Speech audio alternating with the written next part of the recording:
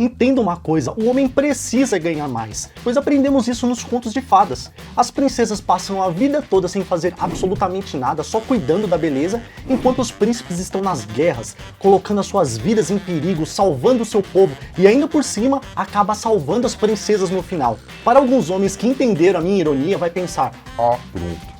Lá vem esse papo feminista novamente. Vitor, estamos no século XXI. Vai me dizer que as mulheres ainda acham que ganham menos que os homens? Bom, hoje vamos trazer um assunto que ainda é polêmico, mas prometo que vou fugir um pouco dos ataques a ambos os lados. Vamos tentar aprender algo hoje sem ficar apontando dedos. Afinal de contas, precisamos evoluir e para isso acontecer é necessário que baixemos as armas. Porém, como infelizmente só conseguimos chamar a atenção da maioria das pessoas para assuntos importantes anunciando uma polêmica, vamos à chamada deste vídeo.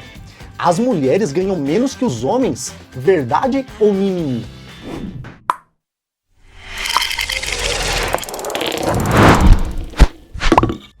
Antes que alguém comece a me julgar pelo nome do canal, dizendo que é totalmente machista, quero explicar algo. Eu sou machista. E não tenho medo nenhum de falar sobre isso. Porém, estou tentando me desconstruir todos os dias.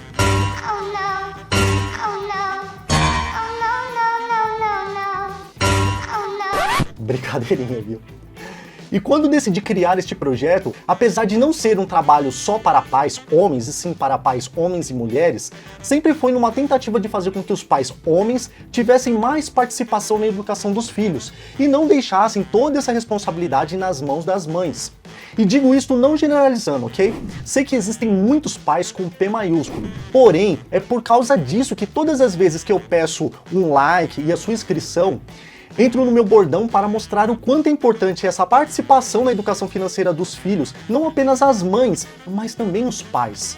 Não menos nem mais, simplesmente num equilíbrio. E qual é o bordão? Pais, mães ou futuros pais e mães nota 10. Se você ainda não saiu desse vídeo, vou tentar te agradecer abordando esse assunto de uma forma leve, ok? Então vamos lá. Com certeza você sabe que a presença das mulheres no mercado de trabalho no Brasil teve muitas mudanças nos últimos anos. A participação delas entre os trabalhadores do Brasil, seja como contratadas, autônomas ou donas do próprio negócio, mais que dobrou. Os salários foram cada vez mais ajustados ao valor que os homens ganham. Porém, de acordo com alguns estudos, ainda está longe do que nós homens recebemos nas mesmas profissões. Mas por que isso acontece? Com tantas mulheres ocupando os mais diversos cargos, por que ainda existe essa diferença? Apesar de muitos homens olharem para os seus salários e para os salários das mulheres que trabalham com eles e acharem que são os mesmos valores, vão entender agora o porquê ainda no século XXI se fala sobre desigualdade. Mulheres e homens com ensino superior completo, em início de carreira, começam ganhando mais ou menos a mesma coisa. E talvez seja por isso que muitos homens não acreditem nessa diferença. O problema é que quando a pesquisa chega aos homens e mulheres com mais de 45 anos de idade, a diferença chega perto de 40% com vantagem para os homens. E convenhamos, 40% é muita coisa. Imagine que aos 45 anos os homens vão estar ganhando, por exemplo, 10 mil reais e as mulheres com a mesma capacidade intelectual estarão ganhando 6 mil reais. E isto não sou eu, Victor, que estou dizendo. Essa conclusão foi apontada por um estudo feito pela economista Laísa Rachter, pesquisadora do Instituto Brasileiro de Economia da Fundação Getúlio Vargas. A pesquisadora comparou a presença de mulheres e salários médios praticados no mercado de trabalho de todo o país desde 1970 com base nos dados do censo. Entre 1970 e 2010 e da Pesquisa Nacional por Amostra de Domicílio Contínua para 2020. Os dados mostram um aumento muito grande na participação das mulheres no mercado de trabalho, o que indica que várias barreiras que elas tinham para entrar no mercado já foram reduzidos. Por outro lado, as diferenças ainda são grandes quando paramos para analisar os salários, o que demonstra que ainda existe uma seletividade na hora de contratar e de manter um profissional trabalhando. O fato é que, dentro da mesma profissão, o homem vira diretor, vira CEO, sobe de cargo de forma expressiva, enquanto muitas mulheres com a mesma competência continuam apenas engenheiro ou advogado. Isso é muito comum dentro das empresas, muito mais do que podemos imaginar. Mas por que isso ainda acontece? De acordo com as pesquisas, a maternidade, os filhos, os afazeres domésticos ainda pesam mais sobre as mulheres e demandam mais flexibilidade. A cultura organizacional ainda promove os profissionais com base em critérios masculinos, como estar totalmente disponível ao trabalho ou trabalhar por mais horas no dia. Quer ver como isso é real na prática? Pergunte a uma mulher que já foi a várias entrevistas de emprego se em alguma já perguntaram se elas já tinham filhos. Isso não é perguntado aos homens em uma entrevista de emprego, e se acontece é muito raro. Antes mesmo de fazer a contratação, a empresa já vê a mulher que é mãe como um obstáculo de produtividade. E acreditem, muitas vezes a mulher entrevistada tem todos os requisitos para preencher a vaga. Mas se tem alguma outra candidata solteira e sem filhos, essa já tem vantagens. As organizações ainda acreditam que apenas as mulheres possuem a obrigação de cuidar dos filhos, enquanto os homens são vistos ainda hoje como os provedores do lar, mesmo com tantas mudanças ao longo dos anos.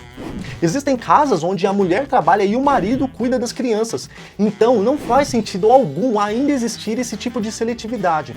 Entretanto, é o que acontece. Porém, quero deixar claro que o fato de apresentar esses dados, não quero colocar as mulheres como coitadinhas e os homens como os vilões. Não é isso.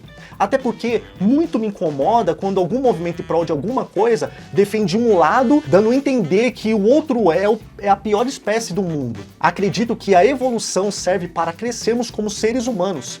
E quando alguém se defende atacando, a probabilidade de causar mais violência e ódio é quase que certa. Na minha humilde opinião, a história e os fatos servem para ambas partes terem uma boa reflexão saudável e, a partir disso, buscar uma solução.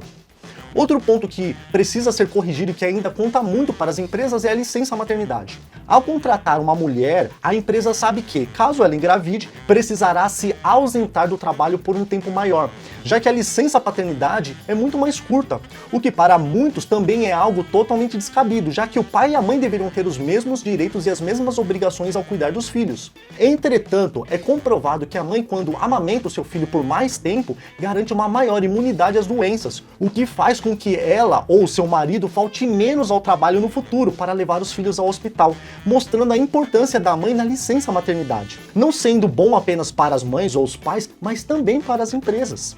Outro lado importante para a nossa reflexão é quando uma mulher decide focar na profissão e não aos filhos. Sente uma pressão não só vinda pelos homens, mas também pelas próprias mulheres.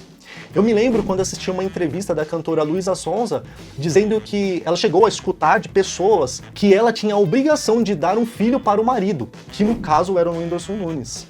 Podemos perceber que estamos engatinhando no quesito igualdade, mas o fato de estarmos engatinhando, mesmo sabendo que temos um longo caminho pela frente, mostra que não estamos parados, que a evolução está acontecendo. Como eu disse no começo do vídeo, eu sou machista, mas fico muito contente de ter uma mulher do meu lado me ajudando a melhorar com sutileza e paciência. E mais uma vez, na minha humilde opinião, será assim que vamos conseguir mudar essas diferenças, com respeito acima de tudo, sem querer combater o mal com o mal. Mas essa é apenas a minha opinião. Eu quero saber a sua, então deixe aqui nos comentários para que nós possamos ter um debate saudável. E peço a todos que respondam de uma forma respeitosa para que eu possa aprender com vocês o que ainda não consigo enxergar, ok? Então, até o próximo vídeo.